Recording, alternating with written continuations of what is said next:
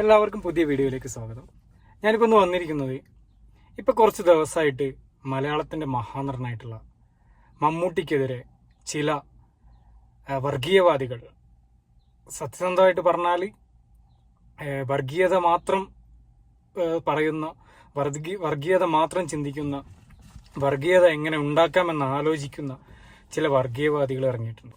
സത്യസന്ധമായിട്ട് പറഞ്ഞാൽ സംഘപരിവാർ അനുകൂലികളായിട്ടുള്ള ചില മന്ദബുദ്ധികൾ എന്ന് തന്നെ പറയേണ്ടി വരും. കാരണം 50 വർഷത്തോളമായിട്ട് ഒരു ഫിലിം ഇൻഡസ്ട്രിയിൽ പിടിച്ചു നിൽക്കുന്ന വേറെ ഏതെങ്കിലും ഒരു നടനെ ആർക്കെങ്കിലും ചൂണ്ടിക്കാണിക്കാൻ പറ്റുമോ? ഇല്ല എന്നൊന്നും ഞാൻ പറയുന്നില്ല. ഇത്രത്തോളം സ്ഥിരതയോടെ സിനിമകൾ ചെയ്ത് സിനിമകൾ വിജയിപ്പിച്ച് തൻ്റെ സ്റ്റാർഡത്തിനും തൻ്റെ പിന്തുണയ്ക്കും തൻ്റെ അഭിനയശേഷിക്കും ഒന്നും ഒരു പോരായ്മയും വരുത്താതെ ഈ 72ാമത്തെ വയസ്സിലും, അതായത് ഒരു പ്രായമുള്ള ഒരാൾ, ഒരു 72 വയസ്സൊക്കെ ഉള്ള ഒരാളുടെ ഇന്റലിജൻസ് ഒന്നല്ല നിലവിൽ മമ്മൂട്ടിക്കുള്ളത് അല്ലെങ്കിൽ മമ്മൂക്കാക്കുള്ളത്. കാരണം ഈ 72 വയസ്സൊക്കെ ഉള്ള ഒരു വ്യക്തി എത്രത്തോളം ശാരീരികമായിട്ടും മാനസികമായിട്ടും ടയേർഡ് ആവുന്നുള്ളത് നമുക്ക് എല്ലാവർക്കും അറിയാം. അല്ലാത്തവരുണ്ട്, ഇല്ല എന്നല്ല, പക്ഷെ ഓൾമോസ്റ്റ് ഈ ഒരു സമയമാകുമ്പോഴത്തേക്ക് ശാരീരികമായി അല്ലാതെയും ഒട്ടുമിക്ക ആൾക്കാരും, ഇപ്പൊ ഈ പറയുന്ന ഞാനായാലും മറ്റു ആരായാലും ശാരീരികമായി മാനസികമായിട്ടൊക്കെ തളരും. പക്ഷെ ഈ അങ്ങനെയൊക്കെ ആയിട്ടും ഒരു മലയാളം ഫിലിം ഇൻഡസ്ട്രിയിൽ തന്നെക്കാൾ ജൂനിയർ ആയിട്ടുള്ള ഒരുപാട് തന്നെക്കാണേയും തൻ്റെ മകനേക്കാണേയും പ്രായം കുറഞ്ഞിട്ടുള്ള ആളുകൾ വരെ നായകനായിട്ട് ഹിറ്റുകൾ സൃഷ്ടിച്ച് മുന്നോട്ട് നീങ്ങുമ്പോഴും തൻ്റെതായ രീതിയിൽ സിനിമകൾ ചെയ്ത് തൻ്റെതായ രീതിയിൽ സിനിമകൾ ഹിറ്റാക്കി തനിക്കിഷ്ടമുള്ള വേഷങ്ങൾ, പുതിയ പരീക്ഷണങ്ങൾ നടത്തി പുതിയ വേഷങ്ങൾ ചെയ്തുകൊണ്ട് മലയാള സിനിമക്കും ഇന്ത്യൻ സിനിമക്കും അഭിമാനമായിക്കൊണ്ട് നിലകൊള്ളുന്ന ഒരു മഹാനടനാണ് മമ്മൂട്ടി. നമുക്ക് എല്ലാവർക്കും അറിയാം മമ്മൂട്ടി എന്ന നടനെ പറ്റി.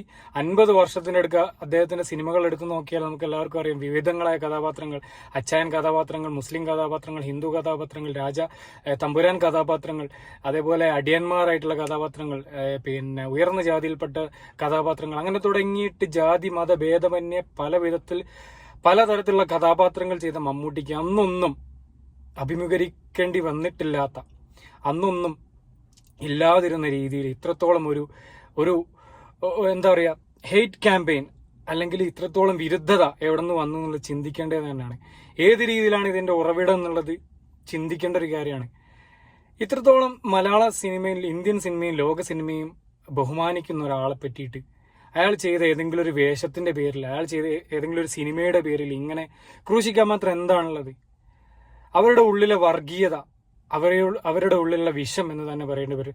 അവർ പറയുന്ന ഒരു കാരണമാണ് മോഹൻലാലിനെയും ഉണ്ണി മുകുന്ദനെയും അതുപോലെയുള്ള നടന്മാരെ സംഘി എന്ന് വിളിച്ച് ആക്ഷേപിക്കുമ്പോൾ, സുരേഷ് ഗോപിയെ സംഘി എന്ന് വിളിച്ച് ആക്ഷേപിക്കുമ്പോൾ, ഞങ്ങൾ മമ്മൂട്ടിനെ സുഡാപ്പി എന്ന് വിളിക്കുമ്പോൾ നിങ്ങൾക്ക് എന്തിനാ എത്ര പ്രശ്നം?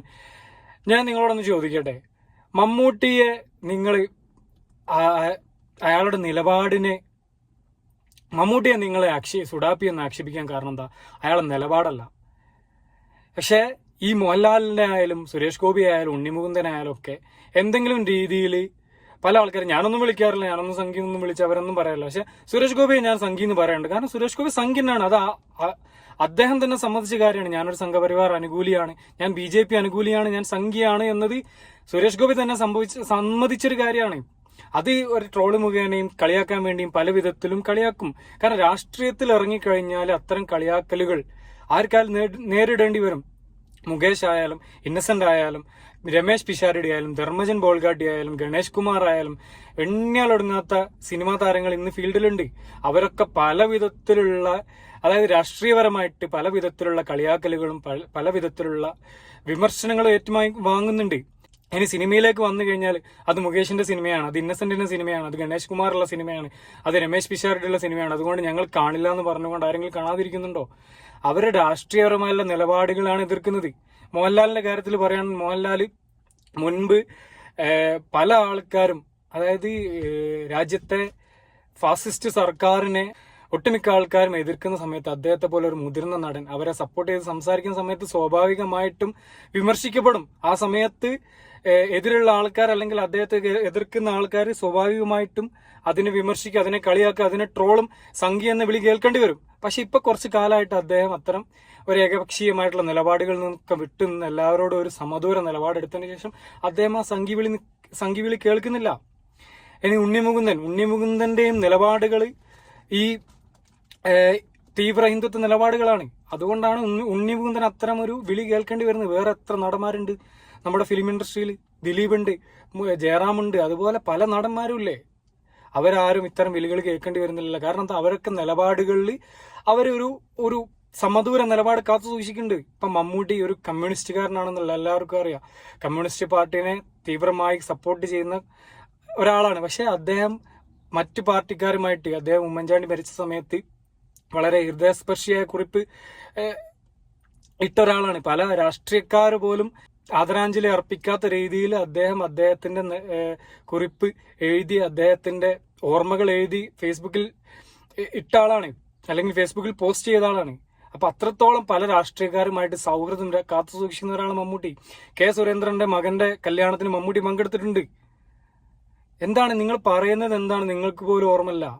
ഇവിടെ നിങ്ങൾ ശരിക്ക് കാണിക്കുന്നത് അയാളുടെ നിലപാടിനെ അല്ല തുറന്നു കാണിക്കുന്നത്, അയാൾ അഭിനയിച്ച കഥാപാത്രങ്ങളാണ്. അതെന്താ നിങ്ങൾക്ക് മനസ്സിലാവാത്തത്? ഇപ്പം മമ്മൂട്ടി മുരിക്കുംകുന്നത്ത് അഹമ്മദ് ഹാജി എന്ന ഒരു സ്ത്രീലമ്പടനായിട്ടുള്ള കഥാപാത്രം അവതരിപ്പിച്ചിട്ടുണ്ട് പാലേരിമാണിക്യം പാതിര കൊലപാതകത്തിന്റെ കഥ എന്ന സിനിമയിൽ. എന്ന് കരുതി മുരിക്കുന്നത്ത് അഹമ്മദ് ഹാജി എന്ന് പറഞ്ഞാൽ എന്താണ്? ഇസ്ലാം മതത്തിൽ ഹാജി എന്ന് പറഞ്ഞാൽ ഹജ്ജ് ചെയ്ത ഒരാൾ എന്ന് പറഞ്ഞാൽ ഒരു തെറ്റും ചെയ്യാൻ സാധ്യതയില്ലാത്ത ഒരാൾ എന്നാണ് നമ്മളൊക്കെ വിശ്വാസപ്രകാരം നമ്മളൊക്കെ വിശ്വസിക്കുന്നത്. അത്രത്തോളം ബഹുമാനിക്കപ്പെട്ട, അത്രത്തോളം ആദരിക്കപ്പെടുന്ന ഒരു വ്യക്തിയാണ് ഒരു ഹാജിയാർ അല്ലെങ്കിൽ ഒരു ഹാജി. അത്തരം ഒരു കഥാപാത്രം ഇത്രത്തോളം സ്ത്രീലമ്പടനായ ഒരു കഥാപാത്രം അഭിനയിച്ചു എന്നതിന്റെ പേരിൽ ഏതെങ്കിലും ഒരു ഇസ്ലാമിസ്റ്റുകൾ അദ്ദേഹത്തെ വിമർശിച്ചതായിട്ട് കണ്ടിട്ടുണ്ടോ? ഏതെങ്കിലും മതത്തെ തീവ്രമായി സ്നേഹിക്കുന്ന ഒരാൾ ആ സിനിമയുടെ പേരിൽ അദ്ദേഹത്തെ സംഘിയായിട്ട് മുദ്രകുത്തുന്നുണ്ടോ? അദ്ദേഹം തമ്പുരാൻ കഥാപാത്രങ്ങൾ ചെയ്തിട്ടുണ്ട്, നായർ കഥാപാത്രങ്ങൾ ചെയ്തിട്ടുണ്ട്. അപ്പൊ അതൊക്കെ ഏതെങ്കിലും അജണ്ടയുടെ പുറത്ത് എനിക്കൊരു നായർ കഥാപാത്രം വേണം, അല്ലെങ്കിൽ എനിക്കൊരു ബ്രാഹ്മണ കഥാപാത്രം വേണം, എനിക്കൊരു ഉയർന്ന ജാതിയിൽപ്പെട്ട ഒരു കഥാപാത്രം വേണം എന്ന് പറഞ്ഞുകൊണ്ട് സ്ക്രിപ്റ്റ് റൈറ്റർമാരുടെ അടുത്തേക്ക് പോയിട്ട് അദ്ദേഹം ഈ സ്ക്രിപ്റ്റ് എഴുതിച്ചിട്ടാണോ ഇത്തരം കഥാപാത്രങ്ങൾ ചെയ്യുന്നത്? പഴശ്ശിരാജ പോലെ, വടക്കൻ വീരഗാഥ പോലെയുള്ള സിനിമകൾ ചെയ്തത് മമ്മൂട്ടിയാണ്. അതുപോലെ 1921 പോലെയുള്ള സിനിമകൾ ചെയ്തത് മമ്മൂട്ടിയാണ്. ചരിത്രപരമായിട്ടുള്ള സിനിമകളിലൊക്കെ അദ്ദേഹം എനിക്ക് ഈ സ്ക്രിപ്റ്റ് വേണമെന്ന് അങ്ങോട്ട് പോവല്ലോ. പല ആൾക്കാരും സ്ക്രിപ്റ്റുമായിട്ട് അദ്ദേഹത്തെ സമീപിച്ചിട്ടാണ് ആ സിനിമകൾ ഉണ്ടാകുന്നത്. ഇനിയിപ്പോ പുഴു എന്ന സിനിമയിലേക്ക് തന്നെ വന്നാൽ അതിലെന്താണ് പറയുന്നത്? തീവ്രമായ ജാതീയത. ഇന്ന് നമ്മളെ സമൂഹത്തിൽ ജാതീയത ഇന്നും നിലനിൽക്കുന്നില്ലേ? ഇല്ലാന്ന് ആർക്കെങ്കിലും പറയാൻ പറ്റുമോ? വെറുതെ നമ്മളെ മാട്രിമോണി സൈറ്റിലേക്ക് ഒന്ന് കയറി നോക്കിച്ചാൽ മതി ജാതീയത നിലനിൽക്കുന്നുണ്ടോ അല്ലേ എന്നുള്ളത്. അപ്പൊ തന്നെ നമുക്ക് മനസ്സിലാവും. എല്ലാ മതത്തിലും ഉണ്ട്. ഇസ്ലാം മതത്തിലാണെങ്കിലും ജാതീയത അല്ലെങ്കിലും കൂടെ ഇത്തരം തറവാടും കാര്യങ്ങളും നോക്കിക്കൊണ്ട് കല്യാണം കഴിക്കുന്ന ആൾക്കാർ ഒരുപാടുണ്ട്. പണം നോക്കിക്കൊണ്ട് കല്യാണം കഴിക്കുന്ന ആൾക്കാരുണ്ട്. സംഘടന നോക്കി APEK അല്ലെങ്കിൽ മുജാഹിദ്, ജമാഅത്ത്, തബ്ലീഗ് തുടങ്ങി സംഘടന നോക്കി കല്യാണം കഴിക്കുന്ന ആൾക്കാരുണ്ട്. ഇപ്പോഴും നിലനിൽക്കുന്ന ജാതീയതക്കെതിരെ പറയുന്ന സിനിമയാണ് പുഴു. അതിലെന്താണ്? മമ്മൂട്ടി ഉയർന്ന ജാതിക്കാരനാണ്. അദ്ദേഹത്തിന്റെ പെങ്ങള് ഒരു താഴ്ന്ന ജാതിക്കാരനായ നാടകക്കാരന്റെ കൂടെ പ്രേമിച്ച് കല്യാണം കഴിച്ചു പോയി. അതിന്റെ പേരിൽ അദ്ദേഹത്തിനുള്ള ദേഷ്യവും അദ്ദേഹത്തിനുള്ള വെറുപ്പുമാണ് ആ സിനിമയിൽ പറയുന്നത്. അത് സത്യല്ലേ? നമ്മളെ കേരളത്തിൽ തന്നെ എത്രത്തോളം ആളുകൾ മരണപ്പെട്ടു ജാതീയതയുടെ പേരിൽ, അല്ലെങ്കിൽ ഒരു അന്യജാതിപ്പെട്ട ആളെ സ്നേഹിച്ചതിന്റെ പേരിൽ, കല്യാണം കഴിച്ചതിന്റെ പേരിൽ എത്രത്തോളം ആൾക്കാർ ആക്രമിക്കപ്പെട്ടു, എത്രത്തോളം ആൾക്കാർ മരണപ്പെട്ടു. നമ്മുടെ കേരളത്തിൽ, നമ്മളെ ഇന്ത്യയിലും എത്ര ആൾക്കാർ, എത്ര നായന്മാർ, അല്ലെങ്കിൽ എത്ര നമ്പൂതിരിമാര്, താഴ്ന്ന ജാതിയിൽപ്പെട്ട ആൾക്കാരെ കല്യാണം കഴിക്കുന്നുണ്ട്. അപ്പൊ നിലവിൽ നിലനിൽക്കുന്ന ഒരു വ്യവസ്ഥിതിക്കെതിരെ പറയുന്ന ഒരു സിനിമയാണ് പുഴു എന്ന് കരുതി അദ്ദേഹം ഒരു സുഡാപ്പി ആയതുകൊണ്ട് അദ്ദേഹം സുഡാപ്പികളെ സപ്പോർട്ട് ചെയ്തുകൊണ്ട് ഇറക്കിയൊരു സിനിമയാണിത് എന്ന് എന്ത് ബാലിശമായിട്ടുള്ള ഒരു വാദമാണ്. യഥാർത്ഥത്തിൽ ഇതൊക്കെയെന്ന് പറഞ്ഞാൽ നിങ്ങളെ മനസ്സിൽ നിന്നുള്ള വെറുപ്പിന്റെ ഭാഗമായിട്ട് വരുന്നതാണ്.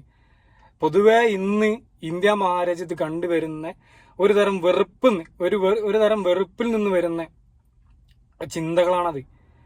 കാരണം നിങ്ങൾ കഴിഞ്ഞ ദിവസങ്ങളിൽ നമ്മളെ കേരളത്തിൽ റഹീം എന്ന ആ സഹോദരന് വേണ്ടിയിട്ട് അയാളെ ഭാഗത്ത് തെറ്റുണ്ടോ ശരിയുണ്ടോ എന്നതൊക്കെ കോടതി തീരുമാനിച്ചു കഴിഞ്ഞതാണ്. പക്ഷെ അദ്ദേഹത്തിന് ആ മരണപ്പെട്ട പയ്യന്റെ ബാലൻ മാപ്പ് കൊടുക്കാൻ നേരിട്ട് 40 കോടി വേതനം വേണമെന്ന് പറഞ്ഞു. കേരളത്തിലുള്ള സകല ആൾക്കാരും ജാതിമത രാഷ്ട്രീയ ഭേദമന്യേ അത് എന്താണ് സ്വരൂപിച്ചു. അതിന് അന്നുണ്ടാക്കിയ ഹെയ്റ്റ് ക്യാമ്പയിൻ എന്താണ് നിങ്ങൾ? അപ്പൊ ഇത് നിങ്ങളുടെ ഉള്ളിലുള്ള ഒരു നിലപാട് അല്ലെങ്കിൽ ഒരു വെറുപ്പാണ്. ഫേസ്ബുക്കിലേക്ക് കയറി കഴിഞ്ഞാൽ നമ്മൾ എന്തെങ്കിലും ഒരു തരത്തിൽ കേന്ദ്ര സർക്കാരിന് അല്ലെങ്കിൽ കേന്ദ്രത്തിലുള്ള മറ്റേതെങ്കിലും ഒരു BJP സപ്പോർട്ടായിട്ടുള്ള നേതാക്കന്മാരെ കുറ്റം പറയുക അല്ലെങ്കിൽ വിമർശിക്കുകയോ ചെയ്തു കഴിഞ്ഞാൽ ഉടനടി പാകിസ്ഥാനിലേക്ക് പോകുമെന്ന് പറഞ്ഞിട്ടാണ് അടുത്ത കമന്റ് വരുന്നത്. എന്തിനാണ് നിങ്ങൾ ഇത്രത്തോളം വെറുപ്പിനെ പ്രചരിപ്പിക്കുന്നത്? ഈ വെറുപ്പിന്റെ അപ്പോസ്തലന്മാർ, വെറുപ്പ് പ്രചരിപ്പിക്കുന്ന നിങ്ങളാണ് യഥാർത്ഥത്തിൽ ഈ നാടിന്റെ യഥാർത്ഥ ശത്രു. നിങ്ങളാണ് യഥാർത്ഥ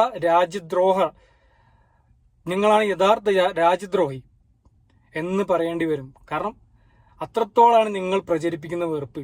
നിങ്ങൾ മമ്മൂട്ടിയെ പേര് മുഹമ്മദ് കുട്ടി എന്ന അല്ലെങ്കിൽ മമ്മൂട്ടി എന്ന പേര് കൊണ്ട്, ആ ഒരു പേര് കൊണ്ട് മാത്രമാണ് നിങ്ങൾ എന്ത് ചെയ്യുന്നത്? അദ്ദേഹത്തെ സുഡാപ്പിയാക്കാൻ ശ്രമിക്കുന്നത്. ഞാൻ ഇപ്പോഴും പറയുന്നത്, നിലപാടുകൾ നോക്കിയിട്ടാണ് ഒരാളെ അളക്കേണ്ടത്. ഒരാളുടെ രാഷ്ട്രീയത്തെ അല്ലെങ്കിൽ അയാളുടെ നിലപാടിനെ അളക്കേണ്ടത് എന്താണ്? അയാളുടെ വ്യക്തിപരമായിട്ടുള്ള നിലപാടുകൾ നോക്കിയിട്ടാണ്. അല്ലാണ്ട് അയാളുടെ ജോലിയിലുള്ള നിലപാടുകൾ അല്ലെങ്കിൽ അയാളുടെ ജോലിയിലുള്ള കാര്യങ്ങൾ നോക്കിയിട്ടല്ല. മമ്മൂട്ടിന്റെ ജോലിയാണ് സിനിമാഭിനയം എന്ന് പറഞ്ഞാൽ. അപ്പൊ അയാൾ സിനിമയുടെ ഭാഗമായിട്ട് എടുക്കുന്ന സ്ക്രിപ്റ്റ് നോക്കിയിട്ടല്ല അയാളുടെ നിലപാടിനെ അളക്കേണ്ടത്. അയാൾ വ്യക്തിപരമായിട്ട് നിങ്ങൾക്കെതിരെ എന്തെങ്കിലും നിലപാടെടുത്തോന്ന് നോക്കണം. അപ്പോഴാണ് എന്ത് വേണ്ടത്? നിങ്ങൾ ഈ പറയുന്ന ഒരു സുഡാപ്പിസ്റ്റ് അല്ലെങ്കിൽ തീവ്ര ഇസ്ലാമിസ്റ്റ് മൈൻഡ് മമ്മൂട്ടിക്ക് ഉണ്ട് എന്ന് ഉറപ്പിച്ച് നിങ്ങൾ പറയേണ്ടത്. അല്ലാത്തിടത്തോളം കാലം നിങ്ങൾ പ്രചരിപ്പിക്കുന്നത് വെറുപ്പാണ്. അത് നിങ്ങൾ അറിഞ്ഞുകൊണ്ടോ അറിയാതെയോ അല്ലെങ്കിൽ പല ആൾക്കാരുടെ പ്രേരണയുടെ പുറത്തോ നിങ്ങൾ പ്രചരിപ്പിച്ചുകൊണ്ടിരിക്കുന്നത് സത്യസന്ധമായിട്ട് പറഞ്ഞാൽ വളരെ മോശപ്പെട്ട രീതിയിലുള്ള വെറുപ്പാണ്. വേറെ ആരും പ്രചരിപ്പിക്കാത്ത രീതിയിൽ നിങ്ങൾ കുറച്ച് പേര് കേരളത്തിൽ വളരെ കുറഞ്ഞ ശതമാനം പേര് ഈ പറയപ്പെട്ട BJP അനുഭാവികളായിട്ടുള്ള ഒരുപാട് ആരാധകരുണ്ടാവും മമ്മൂട്ടിക്ക്. അപ്പൊ അവരൊന്നുമല്ലാത്ത തീവ്രമായ ഹിന്ദുത്വ നിലപാട് അല്ലെങ്കിൽ തീവ്ര മുസ്ലിം വിരുദ്ധത അല്ലെങ്കിൽ തീവ്ര ഇസ്ലാമിക വിരുദ്ധത പറയുന്ന ആൾക്കാരാണ് ഇത്തരം പ്രചരണങ്ങൾ അയച്ചുവിടുന്നത്. അപ്പൊ നിങ്ങളെ പ്രചരണങ്ങളൊക്കെ 50 വർഷത്തോളം ഫീൽഡിൽ പിടിച്ചു നിന്ന് ഇന്നും യുവതാരങ്ങളെ പോലും വെല്ലുന്ന രീതിയിൽ അഭിനയം കാഴ്ചവെച്ച് എല്ലാ വർഷങ്ങളിലും നല്ല നല്ല ഹിറ്റുകൾ സമ്മാനിച്ചുകൊണ്ട് മുന്നേറുന്ന മമ്മൂട്ടിക്ക് ഒരു വിഷയമേ അല്ല. പക്ഷേ നിങ്ങൾ ചിന്തിക്കേണ്ടതാണ്, നിങ്ങൾ കാരണം ആരെങ്കിലും ഒരാൾ തെറ്റിദ്ധരിക്കപ്പെട്ടു കഴിഞ്ഞാൽ അതെത്രത്തോളം ഭാവിയിൽ എഫക്റ്റ് ആവാൻ പോകുന്നില്ല നിങ്ങൾ ചിന്തിക്കേണ്ട കാര്യമാണ്. അപ്പോൾ നിങ്ങൾ എത്രത്തോളം വെറുപ്പ് പ്രചരിപ്പിച്ചാലും, നിങ്ങൾ എത്രത്തോളം ഹെയ്റ്റ് ക്യാമ്പയിൻ പ്രചരിപ്പിച്ചാൽ, നിങ്ങൾ ഈ ഏതെങ്കിലും ഒരു സിനിമ അത് പൊട്ടിക്കണം എന്ന് പറഞ്ഞ് ഹെയ്റ്റ് ക്യാമ്പയിൻ പ്രചരിപ്പിച്ചതുകൊണ്ട് മമ്മൂട്ടി തളരാൻ പോകുന്നില്ല. മമ്മൂട്ടി എന്നല്ല, മലയാളത്തിലുള്ള നിലപാടുള്ള ഒരാളും തളരാൻ പോകുന്നില്ല. കാരണം ഒരാളും സിനിമ നന്നായാൽ ആ സിനിമ വിജയിച്ചിരിക്കും, ഉറപ്പാണ്. സുരേഷ് ഗോപി നമുക്കൊക്കെ ദേഷ്യമുള്ള ആളാണ്, രാഷ്ട്രീയപരമായിട്ട് അയാളുടെ നിലപാടുകൾ കൊണ്ട് ദേഷ്യമുള്ള ആളാണ്. പക്ഷെ അയാളെ സിനിമ വിജയിച്ചില്ലേ? അയാൾ എത്ര സിനിമകൾ ഈ അടുത്ത കാലത്ത് വിജയിച്ചു?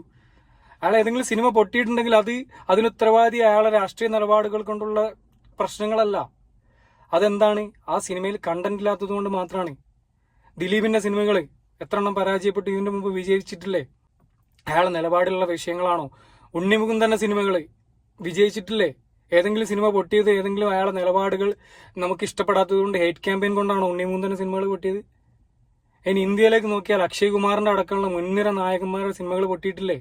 എന്നാൽ നിങ്ങൾക്ക് ഇത്രത്തോളം ഭരണ സ്വാധീനമൊക്കെ ഉള്ള നിങ്ങളെ സ്വന്തം അക്ഷയ് കുമാറിന്റെ സിനിമകൾ വിജയിപ്പിച്ചൂടെ? പക്ഷെ അത് ആരെങ്കിലും ഹെയ്റ്റ് ക്യാമ്പയിൻ നടത്തിയിട്ടാണോ അക്ഷയ് കുമാറിന്റെ സിനിമകൾ ഇവിടെ പരാജയപ്പെടുന്നത്? സിനിമക്ക് കണ്ടന്റ് ഇല്ലാത്തത് കൊണ്ട് പരാജയപ്പെടുന്നു. മറ്റുള്ള നടന്മാരുടെ സിനിമകൾ പരാജയപ്പെടുന്നു. സൽമാൻ ഖാന്റെ പരാജയപ്പെടുന്നു. എന്തെങ്കിലും അജണ്ടന്റെ പുറത്താണത്. അപ്പോ രാഷ്ട്രീയ നിലപാടുകളും വ്യക്തിപരമായിട്ട് നിലപാടുകൾ നോക്കി ഒരാളെ അളക്കുന്നതിന് ഒരർത്ഥമുണ്ട്.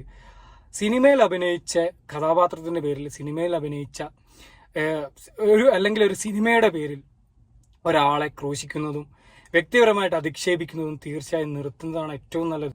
ഈ പുരോഗമന സമൂഹത്തിൽ അത്തരം നിലപാടുകൾ എടുക്കാതിരിക്കുന്നതാണ് നമ്മുടെ സമൂഹത്തിന്റെ ഉന്നതിക്കും എന്തിനും ഏറ്റവും നല്ലത്. അപ്പൊ അത്തരം വെറുപ്പിന്റെ സന്തതികളോട് പറയാനുള്ളത്, പണ്ട് നമ്മുടെ നരസിംഹ സിനിമയിൽ മമ്മൂട്ടി പറഞ്ഞ ഡയലോഗ് തന്നെയാണ്, നിങ്ങളൊക്കെ ശബ്ദം പൊങ്ങിയാൽ രോമത്തിന് പോലും യേശുല മമ്മൂട്ടിന്റെ, അത്രേ പറയാനുള്ളൂ. അപ്പൊ thank you for watching. Have A nice day. നിർത്തണം ഏരപ്പാളികളെ. നിന്റെയൊക്കെ ശബ്ദം പൊങ്ങിയാൽ രോമത്തിന് കൊള്ളുകയല്ലേ